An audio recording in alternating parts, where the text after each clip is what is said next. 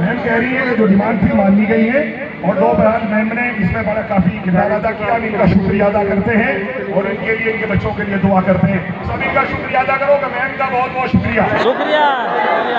क्या आपकी जीत है, आपके इत्तेहाद की जीत है और ये अल्लाह और उसके रसूल के साथ जो इखलास से आप भूखे प्यासे बैठे हैं, ये उसकी जीत है।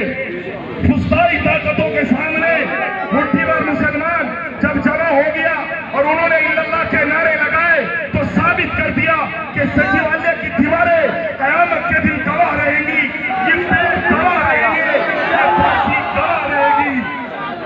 इसके ऊपर हम अल्लाह से अपनी मग़फ़िरत, अपने बच्चों को दीन मांगते हैं इंशाअल्लाह।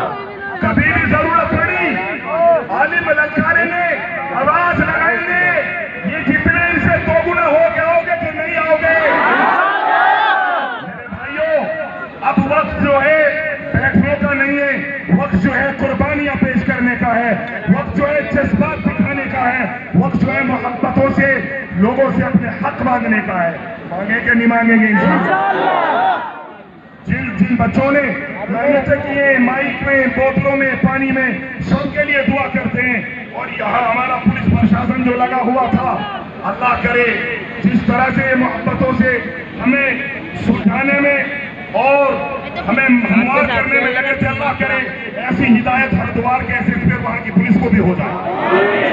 दुआ करो उस एसएसपी और एसएचओ के लिए भी, अल्लाह उसे हिदायत नसीब करे। अब सुन लीजिए बात। वहां डीआईजी साहब भी थे, नंदियाल सर जी और अशोक साहब भी थे जो हमारे प्रदेश के डीजीपी हैं। उन्होंने एक एसआईटी गठित की है और उस एसआईटी एक टीम बनाई है जो पूरे प्रकरण को वहां से जांच करेगी और वहां से उनका ट्रांसफर करेंगे। उन्होंने 2 दिन का समय मांगा है और हमारे सामने वादा किया, फोन किया है और 2 दिन में उसकी तमाम चिट्ठा मंगवा लिया है और 2 दिन के बाद इंशाअल्लाह वो तासुब परस्त और वर्दी की आड़ में अपने सहनों को फरोग देने वाला एसएचओ इंशाअल्लाह वहां नहीं रहेगा।